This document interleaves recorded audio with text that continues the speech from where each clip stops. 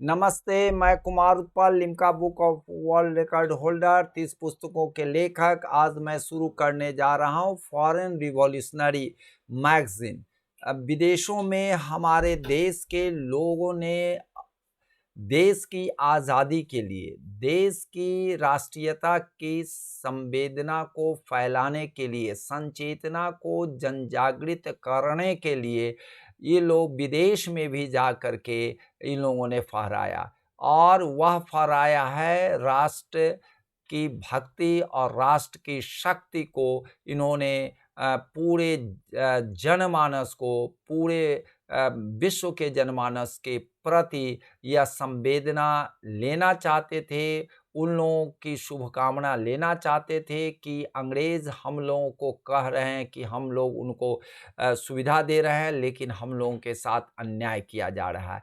और यह जो है सारी चीज़ें बिना लेखनी के संभव नहीं था।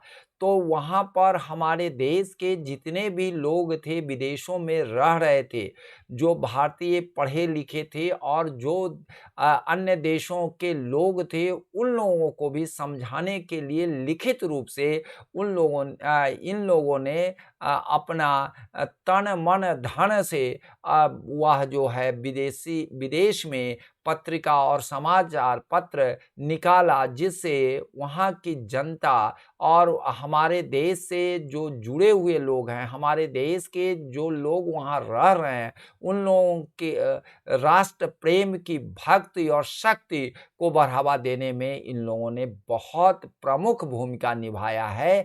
यह उसकी चर्चा हम करने जा रहे हैं कि कौन-कौन सी पत्रिका इस क्रांतिकारी विचारधारा के जो लोग थे वह निकाले थे। आइए सबसे पहला मैं गदर की चर्चा कराऊँगा।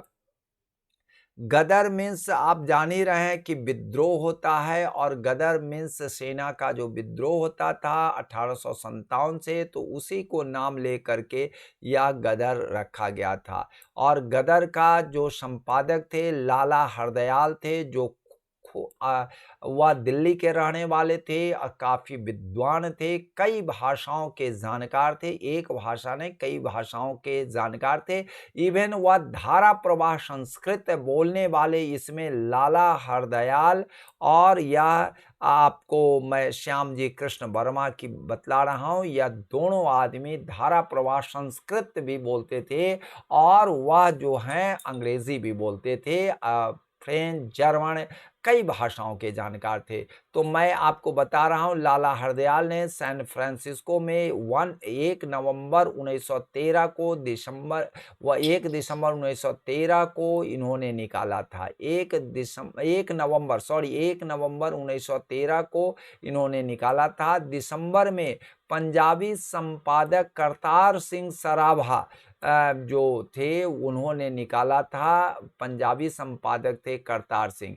यह साप्ताहिक था, बाद में मासिक हो गया। उर्दू पत्रिका का प्रथम अंक भी निकाला गया, और सराभा जो थे वह बहुत ही ज्ञानी और क्रांतिकारी भी थे।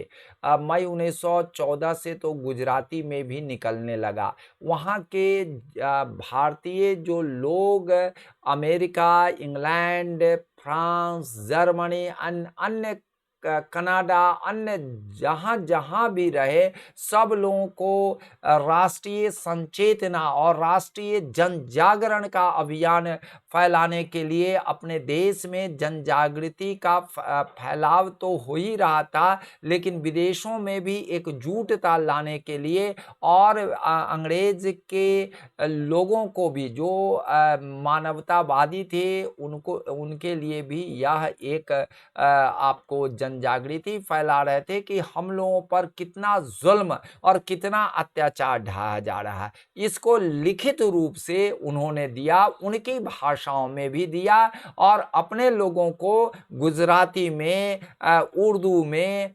पंजाबी में भी इन लोगों ने निकाला। इसमें क्योंकि लाला हरदयाल के बारे में बता रहे हैं, लाला हरदयाल कई भाषाओं को 13 भाषाओं के जानकार थे।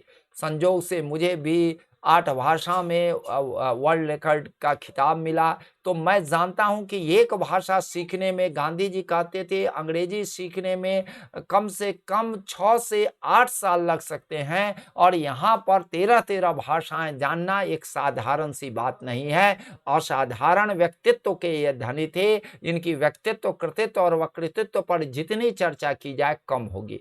मैं आपको बता रहा हूं, दूसरा जो मैं आपको दिखा रहा हूं, सर्कुलर ए आज़ादी।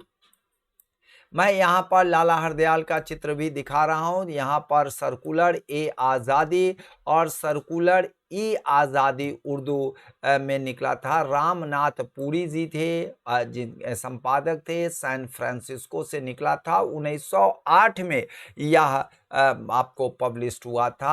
आप समझ सकते हैं कितना पूर्व में वहाँ पर लोग जन जागृति फैलाने के लिए हमारे देश के यह जाने माने क्रांतिकारी विचारधारा के उत्प्रेरक, संरक्षक और जाने माने विद्वान ये लगे हुए थे। देश की अहमियता और देश की संस्कार और संस्कृति को बढ़ाने के साथ साथ राष्ट्रीय संचेतना को उद्गार करने के लिए। आइए, तीसरी पत्रिका है वंदे मातरम।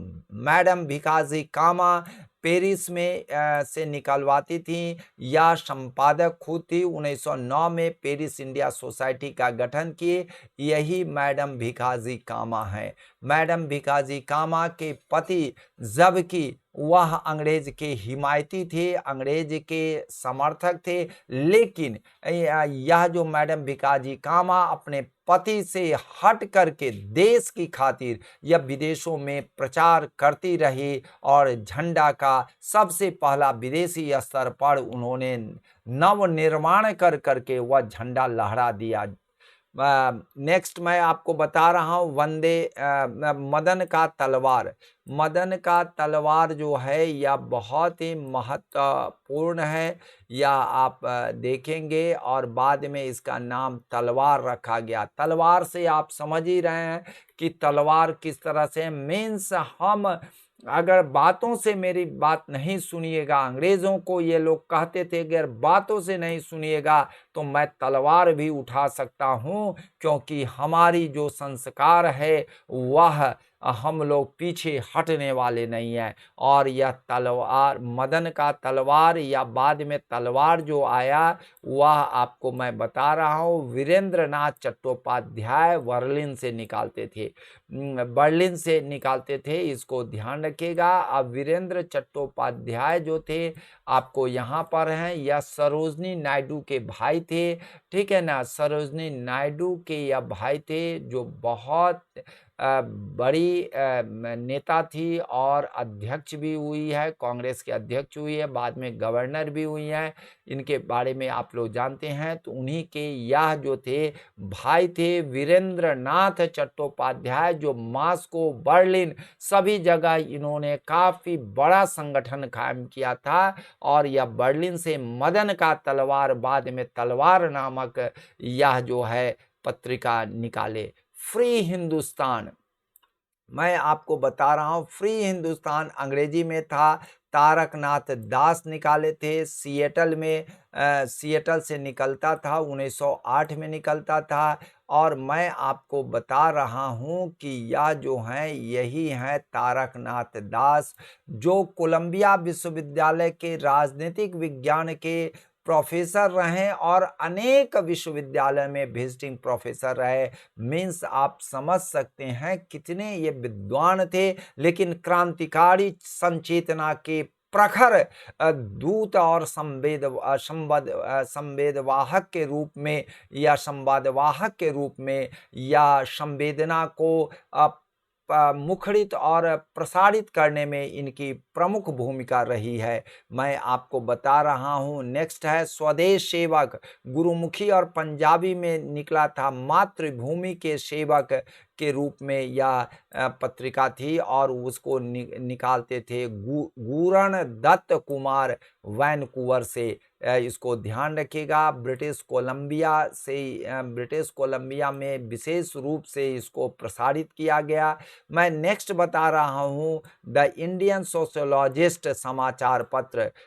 इंडियन सोशियोलॉजिस्ट समाचार पत्र जो श्याम जी कृष्ण वर्मा लंदन में यह एस्टेब्लिश किए थे। द इंडियन सोशियोलॉजिस्ट 1905 से 1914 तक यह रहे और निकालते रहे, यही श्याम जी कृष्ण वर्मा है। यहाँ पर उनकी द इंडियन सोशियोलॉजिस्ट आपका समाचार पत्र है। श्याम जी कृष्ण वर्मा यहाँ पर आपको दिखाई पड़ रहा है। मैं समाचार पत्र के साथ साथ श्याम जी कृष्ण वर्मा के बारे में बता रहा हूँ।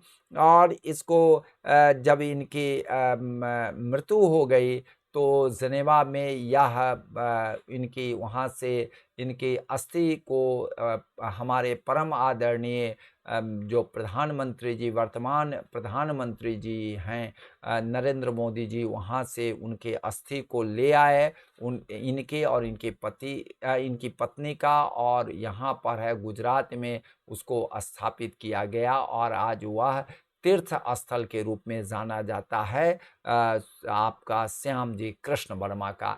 तो मैं आपका विदेश में स्थापित जो 7 पत्रिका था और उस पत्रिका के संपादक और उससे संबंधित जो जगह था और उससे संबंधित कुछ बातें थी, मैं उसका आपको चर्चा किया हूँ। इसको ध्यान रखिएगा, यह खूब पूछे जाते हैं बीपीएससी, यूपीएससी और अन्य पब्लिक सर्विस कमीशन में। चलिए आज इतना ही। जय हिंद, जय भारत।